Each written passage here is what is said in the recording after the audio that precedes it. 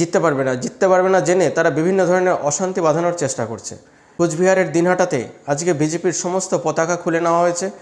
টিএমসির গুন্ডারা কোচবিহারের দিনহাটা অঞ্চলের বিজেপির সমস্ত পতাকা এবং ফেস্টুন খুলে ফেলেছে এবং ছিঁড়ে ফেলেছে, এবং তাই নিয়ে যখন বিজেপি অভিযোগ করে তখন টিএমসি সমস্ত দায় অস্বীকার করে। এইভাবে সন্ত্রাস সৃষ্টি করে কি ভোট লড়া যায়? এইভাবে সন্ত্রাস সৃষ্টি করে কি একটা লোকসভা জেতা যায়? লাগামহীন সন্ত্রাস করে দক্ষিণবঙ্গকে একটা বার্তা দিতে চাইছেন, দক্ষিণবঙ্গের টিএমসি কর্মীদেরকে একটা বার্তা দিতে চাইছেন মমতা ব্যানার্জি, যেভাবে হোক এদেরকে আটকাতে হবে, তার জন্য যা যা করার করণীয় করতে হবে। দেখো, উত্তরবঙ্গে আমাদের সাপোর্ট নেই, তা সত্ত্বেও তারা কতটা লড়াই করছে, কতটা সন্ত্রাস সৃষ্টি করছে। দক্ষিণবঙ্গে তো আমার সাপোর্ট আছে, তো সেখানে তোমরাও করো।